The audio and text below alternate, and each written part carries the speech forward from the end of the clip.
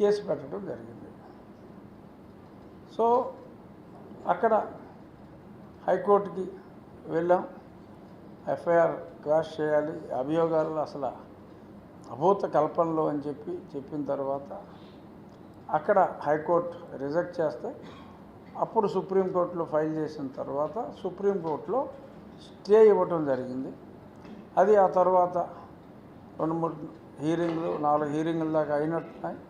ఈరోజు ఫైనల్ హీరింగ్లో మరి షేక్ ఫరూక్ పాషా అనే అప్పటి ఇంటెలిజెన్స్ కానిస్టేబుల్, ఇప్పుడు మరి అతను ఎక్కడున్నాడో తెలియదు, అతను ఒక అఫిడవిట్ సుప్రీంకోర్టులో ఈరోజు మళ్ళీ మ్యాటర్ ఉన్నప్పుడు పర్సూ చేయడానికి ఇంట్రెస్ట్ లేదని అతని న్యాయవాదులు చెప్పినట్టుగా ఈరోజు నా న్యాయవాది నాకు చెప్పడం జరిగింది.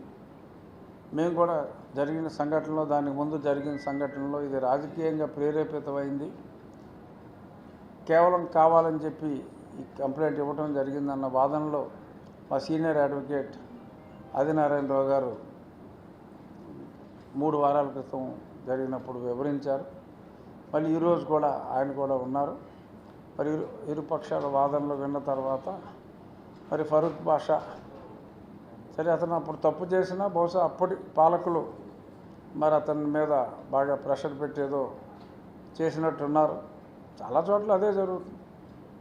పోలీసులు వాళ్ళని భయపెట్టి భయభ్రాంతులకు గురి చేసి, పోలీసులు ప్రజలను భయభ్రాంతులకు గురి చేస్తారంటారు, కానీ ఇక్కడ కొందరు నాయకులు వారిని భయభ్రాంతులకు గురి చేసినట్టున్నారు. మరి తన తప్పు తను తెలుసుకున్నాడు కాబోలు. అతను ఇంకా నేను ఇది పర్సూ చేయను అని చెప్పి అన్నట్టుగా వాళ్ళ న్యాయవాదులు చెప్పారు. ఎట్టకేలకు మరి ఒకసారి తలుచుకుంటే బాధ అనిపిస్తుంది. సరే నేనేదో నాకు సుప్రీంకోర్టు న్యాయవాదులు చాలామంది తెలిసిన వాళ్ళు ఉన్నారు, పర్సూ చేసుకోగలిగాను ఆ మ్యాటర్ని. రక్షణ కూడా సుప్రీంకోర్టు నుంచే పొంది ఇప్పుడు ఆ ఎఫ్ఐఆర్ కూడా క్వాష్ సుప్రీంకోర్టులోనే కొట్టివేయటం జరిగింది. ఎంతమంది మరి ఇలా అన్యాయంగా కేసులు పెట్టబడిన వారు ఉన్నారు. మరి వాళ్ళందరూ కూడా మరి నాలాగా సుప్రీంకోర్టు దాకా తీసుకొచ్చి పోరాడగలరా? ఎందుకంటే ఎవరో మిత్రులతో మాట్లాడుతూ చెప్పారు, మీరు కాబట్టి ఈ అన్యాయమైన కేసులోంచి సుప్రీంకోర్టు వరకు వెళ్ళి పోరాడి బయటపడగలిగారు. మరి ఇలా ఎంతోమందిని అన్యాయంగా కేసులు పెట్టి వేధింపులకు గురయ్యారు అని చెప్పి కూడా ఒక 2 మిత్రులు ఈరోజు నాతో మాట్లాడటం జరిగింది. అవును, అది నిజం. వేలాది మంది మీద నాలాగే అంటే నన్ను కొంచెం బాగా స్పెషల్గా చూసినట్టున్నారు. బట్ వేలాది మంది మీద అన్యాయంగా కేసులు పెట్టారు. అప్పుడు పాపం కరోనా వచ్చి చనిపోయిన కిషోర్ కావచ్చు, రంగనాయకమ్మ గారు కావచ్చు, ప్రముఖ పాత్రికేయులు అంకబాబు గారు కావచ్చు, అచ్చెన్నాయుడు గారు కావచ్చు, ఇంకా అలా చాలామందిని అలా చెప్పుకుంటూ పోతే సమయం అంతా మరి అన్ని వేల కేసులు పెట్టేశారు. వెంగళరావు అలా చాలామంది మీద అలా కేసులు పెట్టారు.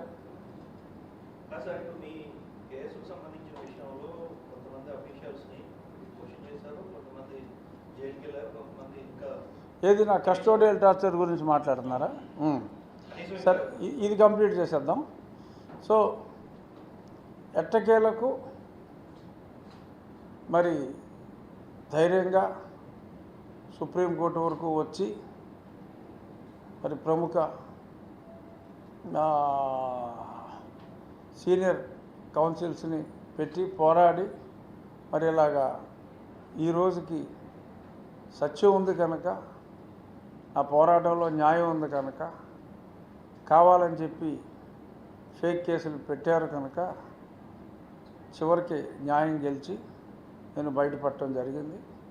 సో ఇందుకు అది కూడా మళ్ళీ నేను ఢిల్లీలో ఉన్నప్పుడు ఇదే రోజు మరి ఆల్ ఇండియా స్పీకర్స్ కాన్ఫరెన్స్కి నేను రావటం, ఢిల్లీలో ఇవాళే సుప్రీంకోర్టులో 1 గంటన్నర క్రితం ఆ తీర్పు రావటం, ఆ వచ్చిన వెంటనే నాకు పాత్రికేయ మిత్రులు మళ్ళీ ఢిల్లీ పాత మిత్రులందరినీ ఈ రకంగా కలుసుకున్నట్టు ఉంటుంది అని చెప్పి ఈ పత్రికా సమావేశం ఏర్పాటు చేయడం జరిగింది. సార్, ఈ ఫరూక్ బాషా ఎవరైతే అఫిడవిట్ వేశారో ఆ అఫిడవిట్ వేసిన ఫరూక్ బాషా పైన బాగా ఒత్తిడి తీసుకొచ్చి నువ్వు అఫిడవిట్ ఏ బాబు కంటిన్యూ చేయాలని చెప్పి మాజీ సీఎం జగన్మోహన్ రెడ్డి ఒత్తిడి తీసుకొచ్చినట్టు తెలుస్తుంది. దీంట్లో మీకు ఏమైనా సమాచారం? మరి నాకు ఐడియా లేదండి. అసలు నాకు డెఫినెట్గా ఒత్తిడి ఉంటే ఉండొచ్చేమో, మరి తెలీదు. నాకు నిజంగా ఆ విషయంలో ఐడియా లేదు. పెట్టి ఉండుంటారు, ఎందుకంటే పెట్టించింది దొంగ కేసు కనుక అటువంటిది ఉంటే ఉండొచ్చు. బట్ ఏది ఏమైనా మరి ఒక ప్రోద్బలం మీద తప్పుడు అఫిడవిట్ ఫైల్ చేసిన, తప్పుడు కంప్లైంట్ ఇచ్చిన వ్యక్తి మరి తన తప్పు తను తెలుసుకుని ఉండొచ్చు. ఎందుకంటే కేసు పర్సూ చేయవలసింది వ్యక్తిగతంగా అతనే పర్సూ చేసుకోవాలి. దానికి మరి చాలా లాయర్ ఫీజులు ఇవన్నీ ఇలా పెట్టుకుంటే మరి డైరెక్ట్గా తెలిసిపోతుందని ఆ భయం కూడా ఉండొచ్చు. మరి ఆ భయంతో వాళ్ళు ఏమైనా వెనక్కి తగ్గారేమో నాకు తెలీదు. బట్ ఏదేమైనా చివరికి న్యాయం గెలిచింది. ఇందాక